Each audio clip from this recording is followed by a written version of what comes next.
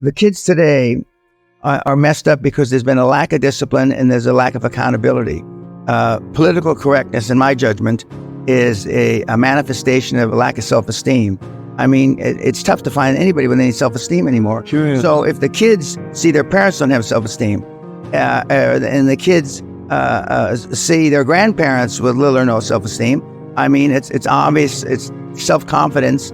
It hasn't been part of their nurturing, and you're not born leaders. You're made leaders through nurturing. So love by itself doesn't get the job done. That's right. Tough love and leadership. Kids don't lack. They're not programmed for success. Kids don't lack enthusiasm. What they lack is leadership. And the kids that follow me, rightly or wrongly, I'm the alpha male father they never had. No. And of course now there's a lot of single parents, moms without dads, and that's even worse. Worse. Yeah, a lot of men are beta males today. They're not alpha males, and a lot of folks are on antidepressant medication. They're taking some type of drugs to deal with life or to feel better. When I was growing up, that was not even heard of. Correct. What is a man? A man is he says what he does and he does what he says. Okay.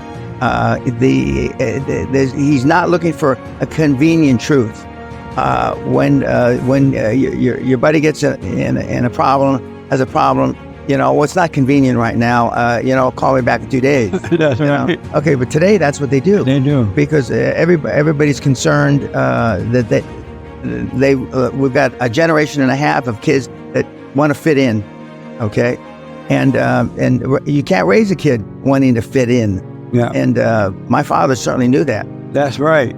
And he had served 2 wars, World War II and the Korean War.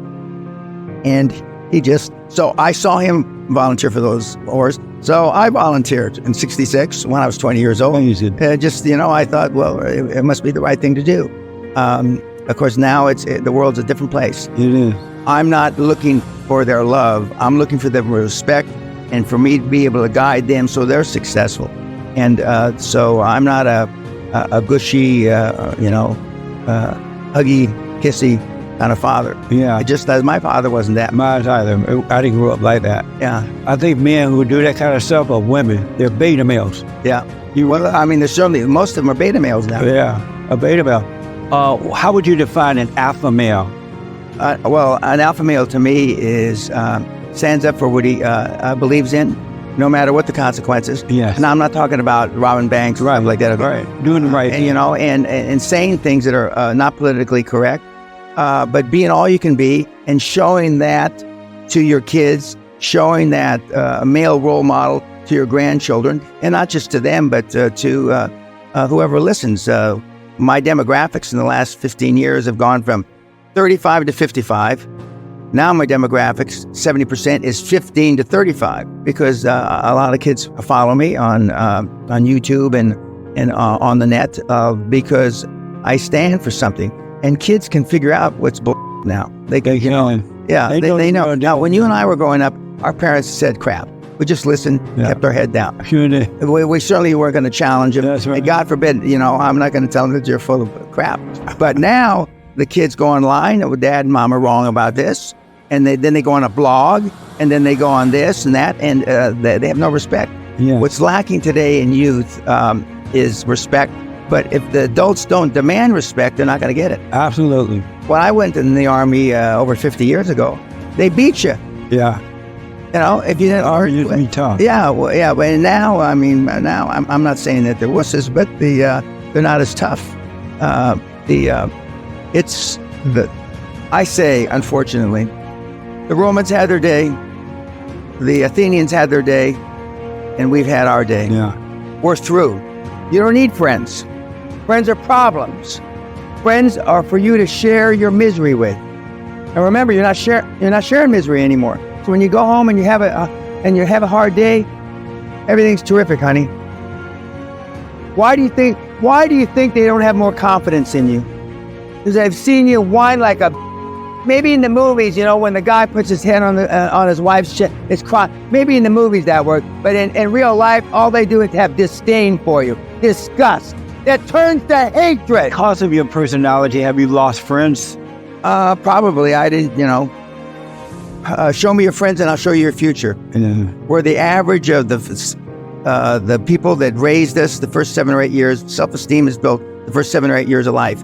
Who are we around the first 7 or 8 years? A mom, maybe a dad if he's around, an older brother, a grandparent. They don't know how to train high-performance people. Yeah. And then we go and we find people that we feel comfortable with it within our comfort zone that are just like us. Yeah. We go find another wuss just like us. And so now we've got a generation and a half, arguably 2 generations, that only know wusses. And high-performance people don't have friends. I mean... That's true, man. That's absolutely true. Yeah. Absolutely true. Okay, so I want to ask you this. Let's say a young man wants to become an entrepreneur. Are you born wanting that, or you develop that? You develop it, and there are some good programs out there. There's so much material. What I tell the kids, a lot of kids want to save the world. Okay, I'm not a save the world kind of guy, but find a service or a product that changes 1 billion lives, i.e. Facebook, and I don't think that's such a great product, but anyway, changes 1 billion lives, and by definition, you can then take the money that you make off that product and service and save the world. The kids today think that marching around an embassy with a placard, is going to save the world. Yeah. That's got to do anything except put splinters in your hand from the sign. Do you believe that most men should be entrepreneurs or just workers, or entrepreneurs or just workers who invest? It depends on your personality. Being an entrepreneur, you're taking risk. Yeah. You're taking emotional risk and not just financial risk. But if you want to be all you can be and you want to stretch the envelope, as they used to say, and get outside your comfort zone, there's nothing like being an entrepreneur. My definition of an entrepreneur is missing payroll. In other words, not being able to pay your payroll. Yeah. Once. I've been there. Yeah, okay, so have I. And see how many employees stay there after you miss a payroll. That's right. That's absolutely true. So anybody that really wants to be an entrepreneur can be it if they're willing to tough it through and Correct. stay with it and do what they need to. Don't give up. Yeah. As long as moral, ethical, and legal, Yeah. don't give up. Yeah. You can't hit it.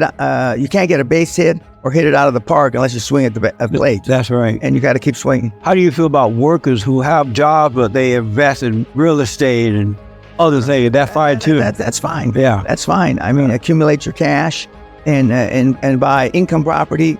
What I don't believe in is for the average person, because they don't know what they're doing, is trading the market in Forex and futures and all that stuff, because most people don't understand it and they wind up losing their money, or commodities. That's right. Or if you're a sophisticated investor, that's one thing, but most of us aren't sophisticated.